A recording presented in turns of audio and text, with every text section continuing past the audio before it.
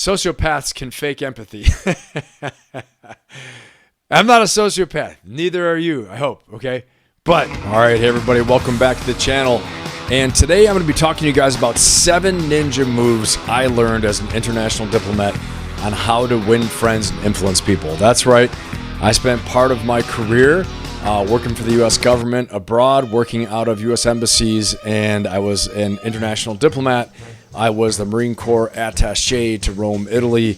And so at that time, I worked with a lot of foreign governments. I worked with the Italian government. I worked with the U.S. government as a representative to the United States, representative for the United States, for the President of the United States, for the Secretary of Defense, and the Commandant of the Marine Corps. And in that capacity, I was out promoting U.S. foreign policy and strategic objectives, working with our partners and allies, and also with competitor nations as well, too. You name it, China, Russia, Iran, believe it or not. The different diplomats from all these communities, and trying to advance our strategic objectives and to protect U.S. interests abroad. And to do that, you need to get information, okay? So just like any international business environment, okay, or any business environment, period, it pays to be able to build a network of people who can help you to advance your objectives, to get done the things you need to get done. And you need information to make decisions, okay? And so in that capacity, I was somebody who went to a lot of events, a lot of networking events, a lot of receptions and parties and business conferences, so on and so forth, whether they were, a conference that was on counter-piracy or on counter-terrorism, or a force generation conference where we're trying to talk about, who's going to put what troops where in order to advance a NATO mission, okay, things like that. So along the way, I was also advancing U.S. Special Operations interests abroad as well, and working with the Italian Special Forces at the time. And so along the way, I learned some things that would really help to win friends and influence people, okay? And I did that job for a few years, full-time, and trying to really win people over. And I learned that this works not just in international relations, not just in diplomacy, but it also works in the business environment. It's a very similar thing for networking, okay? So let's get right into it. Okay, Number 1, small talk. You got to learn the art of small talk, okay? I've seen some people that think that small talk is stupid. They're like, I'm not going to make you small talk. I'm just going to speak directly, say it like it is. Well, the other person might be thinking the same thing.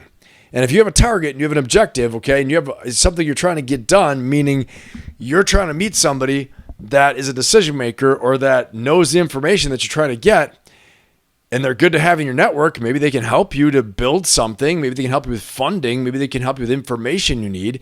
Maybe they can help you with your show that you're building. Let's say you have a podcast, okay? Or whatever else. You're trying to get funding. You're trying to get marketing. You're trying to get somebody, a partner on your team. You got to know the art of small talk, okay? You've got to know a wide variety of current topics and fields of study so you can converse with just about anybody, okay? Because sometimes there are going to be gatekeepers that you have to get through in order to get to the person that you really want to talk to, okay? One of the things I think is really important too is that you stay curious. You act curious about other people, okay? No matter who you're talking to, you've got to make sure that you act curious about their lives. You're an empathic listener, meaning you repeat back things they say to you, okay?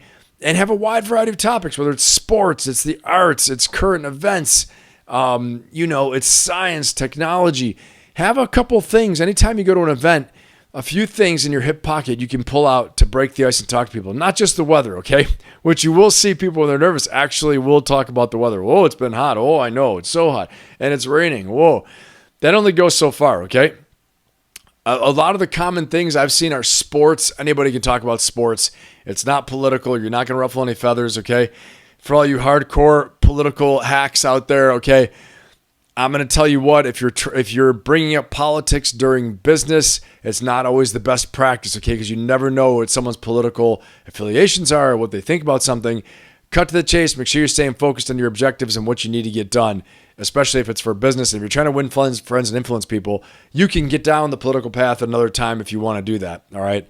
But until you really get to know someone and where they stand on the issues, if you have other objectives that are for business or for building relations, you got to make sure using the small talk's what's going to get you to be able to open the door, build rapport, and do what? Get to the next meeting with them, okay?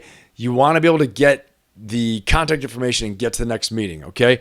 So small talk can also help you to allow to know your target better. Okay. I mean, the person you're trying to get to know, your target. Well, anyway, what are their deepest driving interests? Okay. You can start to discern that and figure that out through the act of small talk. All right. What are they passionate about? What are their motivations? What are they really interested in? What drives them? When you get really good at this, okay, it's like sales. It's no different than sales, all right? Like in sales, when people start to ask you questions, if you feel like you're not comfortable sometimes as they start pressing you on questions, you can ask questions about their questions, all right?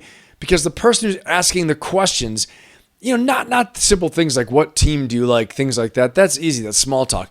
But as the small talk starts to evolve into bigger talk or deeper talk, and they start asking you questions, you can begin to ask questions about their questions, okay? Whoever's asking the questions retains control of the sale, all right? Retains control of the conversation. So I want you to know how to ask questions about the questions. Get curious about what they're asking you, why they're asking you, okay?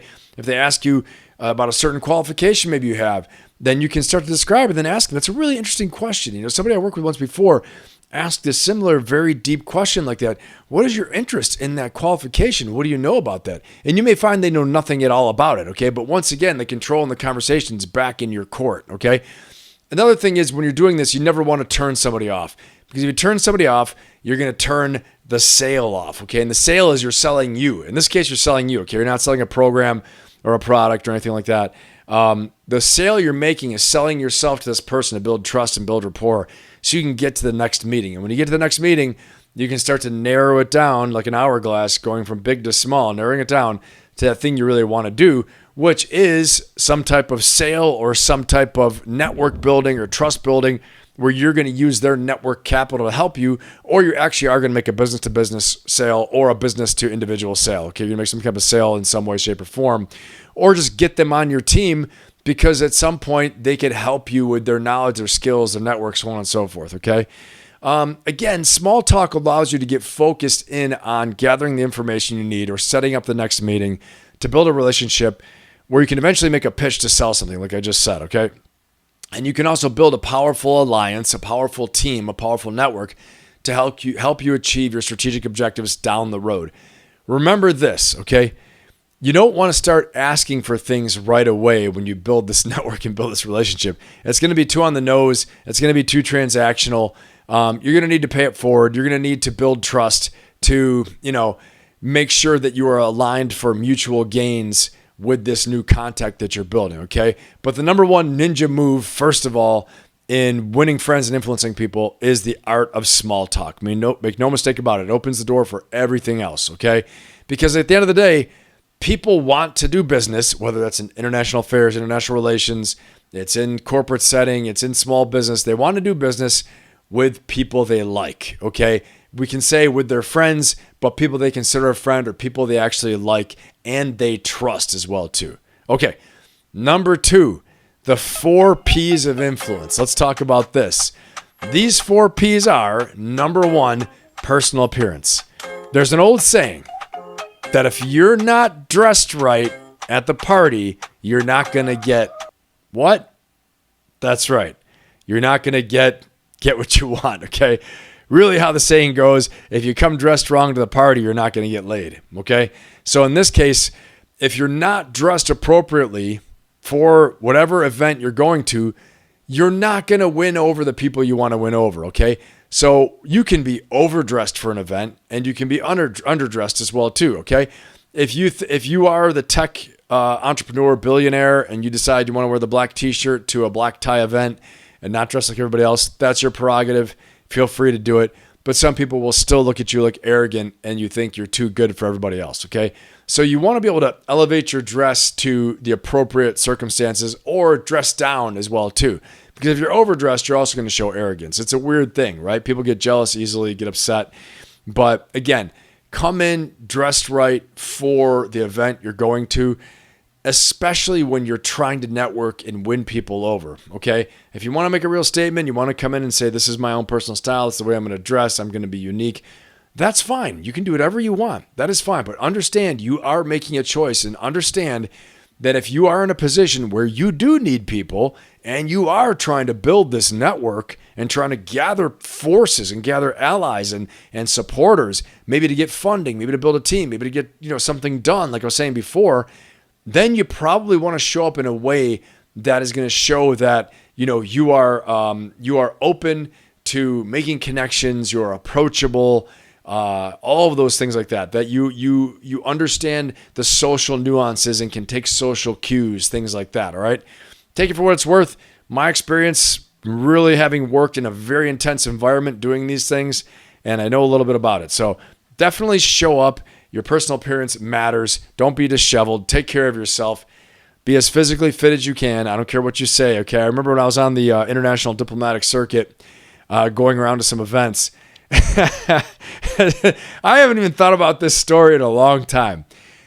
And if anybody else is out there with me, chime in, okay? If you're in the international community or you're a U.S. diplomat with me at the time, there was this guy that would show up to every event. I think he was some like multi-gazillionaire in Italy, okay?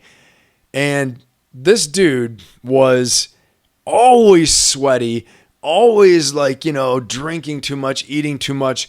And he was like, sweaty hands, and he was just sweaty and disheveled, and his suit was frumpy. Even though he was really rich, even though he was really connected, he was invited because I think he held patents to something, and he was big connection into the science industry in Europe, science, technology, and just, the industrial base in Europe, something like that. And anyway, but this guy was everywhere, and he was a mess, but nobody wanted to talk to him. Okay, it didn't matter what context he had or what he knew.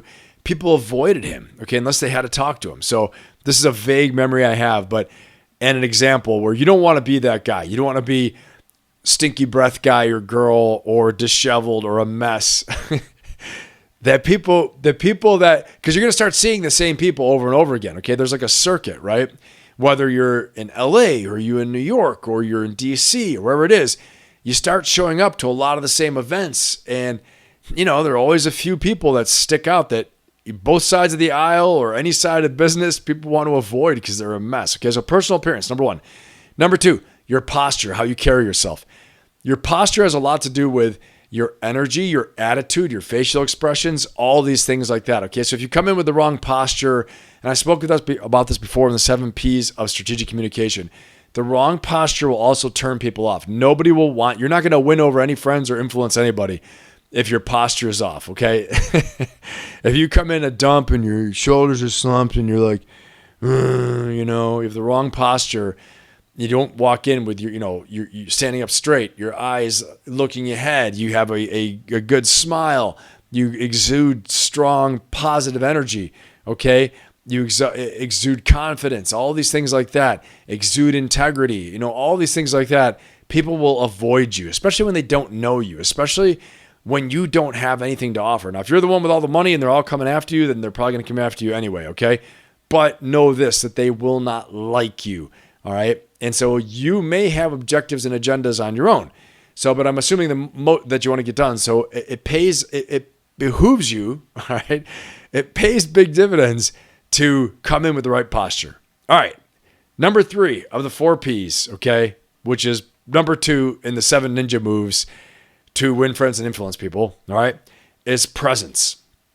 When you're speaking with someone, okay, you got to make sure that one person feels like they're the only person in the room. I don't care if you're speaking to a janitor, you're speaking to the lowliest staffer, whoever it is, okay? You never know who that person knows or who they're the gatekeeper for, number 1. But even more importantly, because that's still transactional, right? It's still like, manipulative a little bit. You only care about them because maybe they know somebody. But it's the best practice to be in because it's a human practice. And your reputation will precede you. If people know you're a jerk and they feel you're a jerk, then that word will spread. If they feel like you're transactional and you're like, I don't want to talk to this low level person, I'm not even going to look at them in the eyes. I'm going to be looking around as they say something to me, not even shake their hand, okay? The one thing I've heard, I heard this about a few U.S. presidents. I heard it about, a few other big business leaders. I'm just not going to use all the names right now, name drop. But the most successful of them make you feel like you're the only person in the room, okay? I personally have met a few U.S. presidents, and that is one way they make you feel. Okay, they make you feel like you are the only person in the room right then and there. They usually know your name ahead of time, okay, because someone told them. But they're really good at that, knowing that this is a very special moment for you, okay? And they're intentional about it, and they make sure that this is a very special, important moment, even if it's only for 20 seconds or 30 seconds, okay? So know that the impact of that when you're meeting people, no matter who you're meeting, give them your undivided attention. If you have to excuse yourself for a minute and say, excuse me, I need to go over here, but it's so nice to meet you, okay? Something like that. Again, we're talking about how to win friends and influence people, okay? As you navigate your way through a business conference, some type of reception, a party, you get invited to some big event, and you're trying to navigate your way to an objective, to a target, okay, who is an influencer you want to get to know, or somebody you're going to try to ask for money for your fund you're building or for your business or venture capital, or you've got a new restaurant you're starting, you want investors, whatever it may be, or you're a podcast host and you want to find a certain guest, okay? Or you're in the arts and entertainment, you're trying to find a certain manager, an agent, a producer, whatever it is, okay? Then you want to be able to make your best impression and make your way to them, but not alienate people along the way, because you never know. You might have just spoken with that person's cousin or their nephew or their niece or their secretary. You're dead. You're dead meat. If you speak with the executive secretary for some big C-suite executive, they know where all the bodies are buried and they know everything, okay? I'll never forget one time I was working with a big corporation, going to do some inspirational speaking for them. And it was like the secretary, the executive assistant to the president started emailing me. I was so respectful because I understood this person is like behind the door of the big dog. And I was so respectful, very kind and courteous. I realized, this may seem very, innocent and very powerless, and it's only a secretary, but make no mistake, they have the ear of the most powerful person in the organization, or very powerful people that can make a difference in your outcomes, okay? And you can have the attitude, I'm not going to kiss any ass. We're not talking about kissing ass. We're talking about courtesy, common courtesy, kindness, discipline in your social interactions, treating everybody with dignity and respect, okay? In fact, that's the most human thing you can do. It's the humblest, most responsible thing you can do to anybody, frankly, and in my opinion, it's the most American thing you can do too. Treat everybody with dignity and respect, from the janitor to the president to the CEO to whoever you want, the richest person in the country, okay? Treat everyone with the highest degree of dignity and respect, and you'll never have to worry about a thing, okay? So that's a part of presence, the 4 P's of influence in the 7 ninja moves to win friends and influence people, okay? And number 4 of these 4 P's, positivity. Everybody likes someone that is positive, optimistic, okay? They're confident. They know how to laugh, and they are self-effacing. They can tell jokes about themselves. They can take a joke. They can laugh. They don't take themselves too seriously, okay? Now, if someone's being a jerk to you or being disrespectful, that's different. Stand up for yourself. But I'm saying, as you navigate around these circles, don't take yourself too seriously. Stay focused on your objective. Enjoy yourself. Have a good time. But make sure that you are able to, be positive the entire time. Choose to see the better side of things. You could be an outsider coming into this group, and you may be trying to crack the code on getting into this group to win friends and influence people for your objectives. Okay, in my background, I would have to go into international settings with people who a lot of times knew each other, and I'd have to wade into it and figure out a way to crack the code one person at a time. One meeting at a time, one lunch at a time, one phone call at a time, one party at a time, one business conference at a time with a follow-on meeting, until eventually I built a network of people over a few years that was very effective for me, okay? And so it's a similar thing with you, and you have to test and trust. You got to test people to see how much you can trust them as well too. Whole nother topic there. First of all, you got to pull the fish into the net, and then you got to see which are the good fish and which are the not so good fish, so you throw them back, all right? But right now, we are casting a wide net to get as many fish as possible. All right, this is what we're trying to do, and you want to catch the right ones too. But you might get some 3-eyed ones, some 2-eyed ones. You might get some big fat ones, little skinny ones, all kinds of different ones in there, okay? And you got to sort them all through. But we got to cast a wide net right now as we are winning friends and influencing people, okay? So positivity is huge.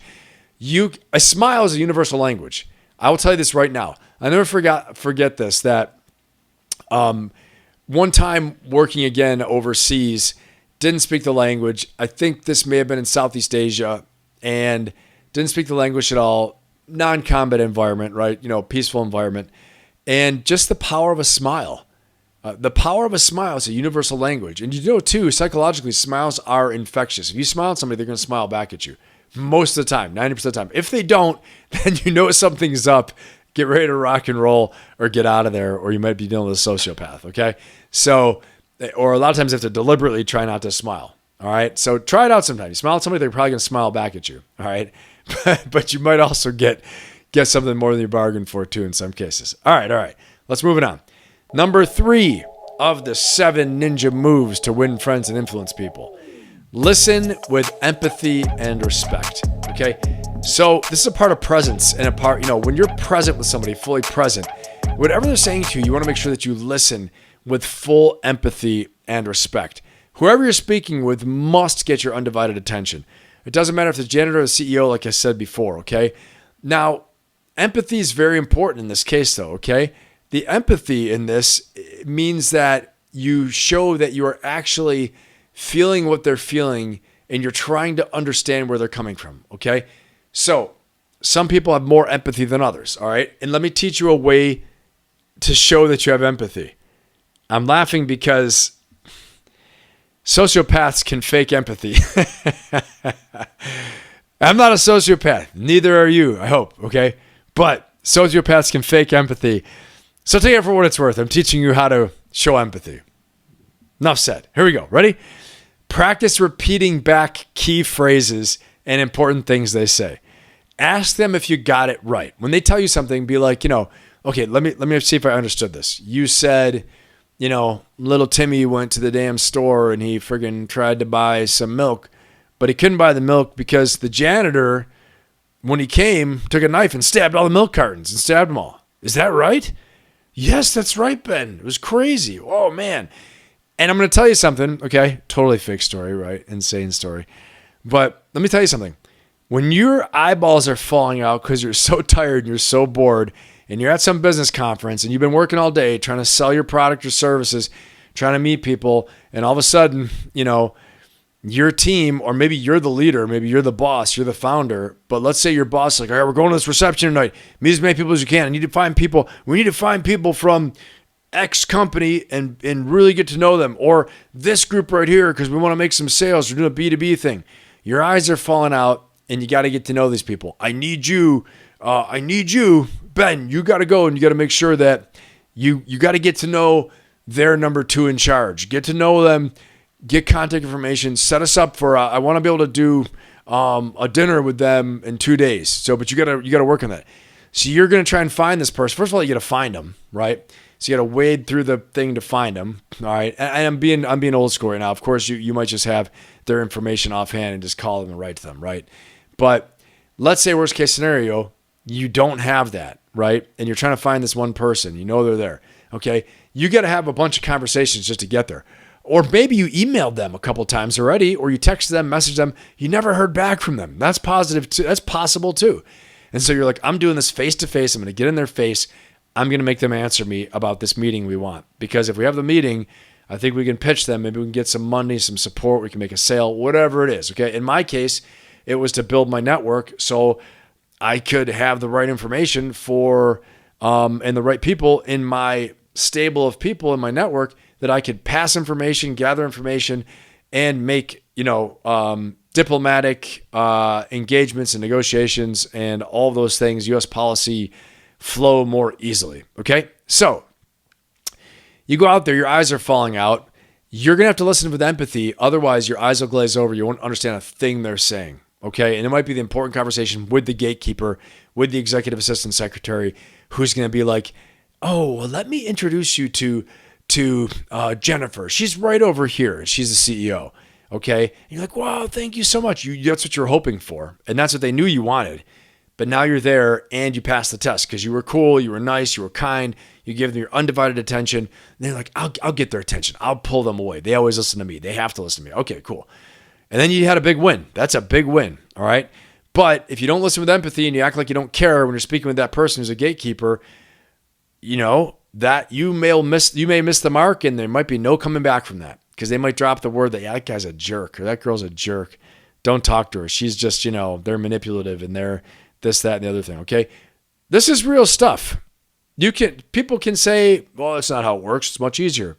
Okay, I'm going to tell you something. I've got clients of mine that I know that are scheduled 250 or 300 meetings in a year trying to raise funding, okay? And if you're watching this right now, leave a comment and tell us more about how that went, okay? Thank you. But 250 to 300 meetings in a year trying to get funding for their new venture, all right? And they had to hunt these people down. This is an influential person, all right? So sometimes you have to run into them on purpose, face to face. Sometimes it's just peppering them with emails and phone calls until they agree to a meeting.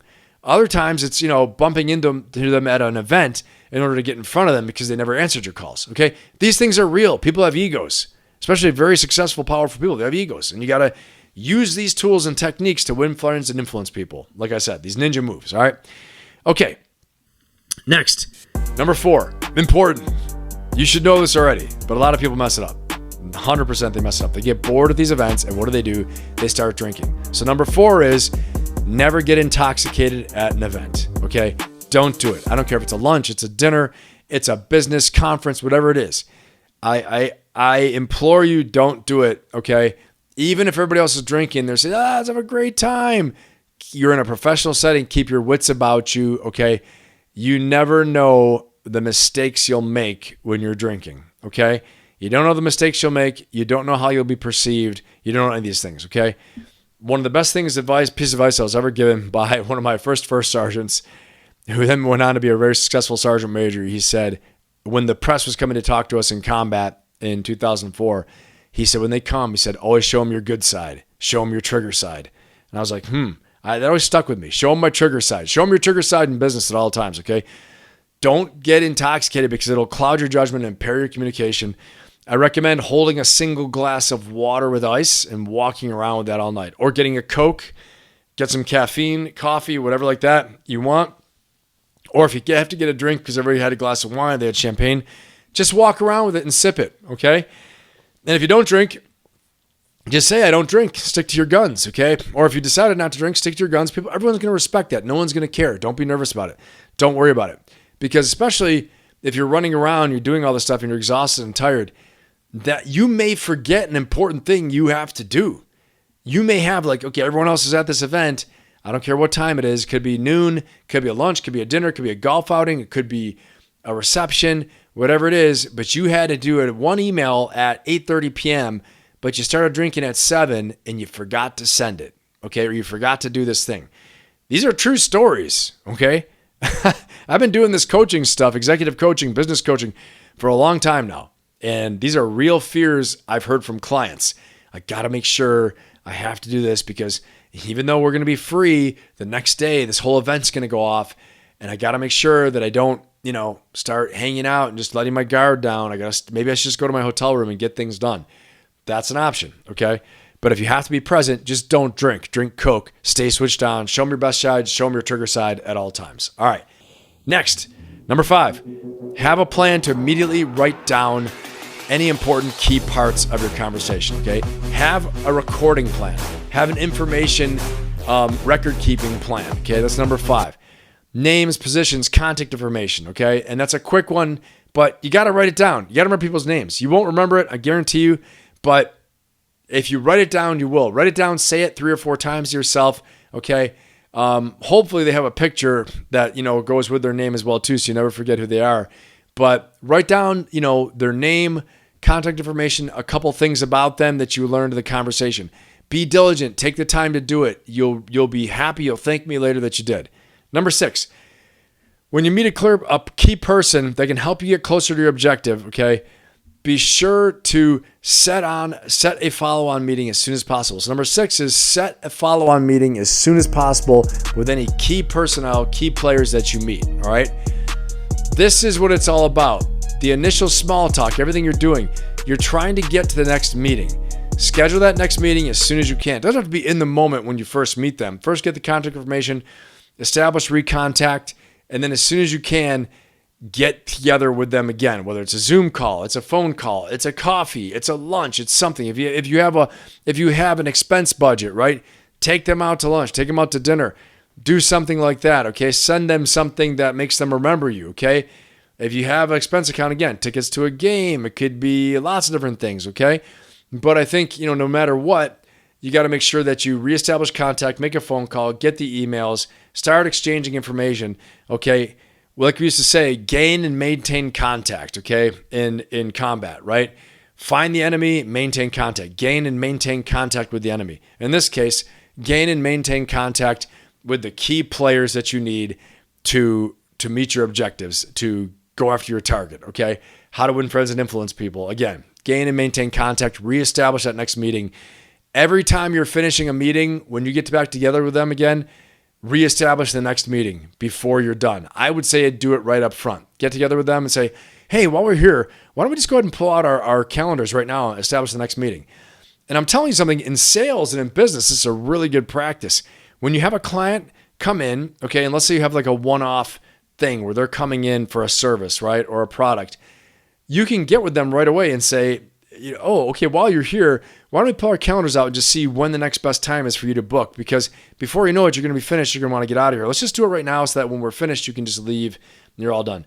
And this is the same thing with meetings with key personnel, key network, key contacts in your network, okay? You want to make sure that you reestablish contact as quickly as possible, book the next meeting with them, schedule the next lunch, the next phone call, the next Zoom call, whatever it is, but you got to make sure you get that next one, okay? To really keep your lead and keep your contact, your network hot, okay? Don't let it go cold. And the last thing, number 7, know the rule and the law of reciprocity, all right? Do for them, give to them. They're going to feel psychologically obligated to do for you and give to you.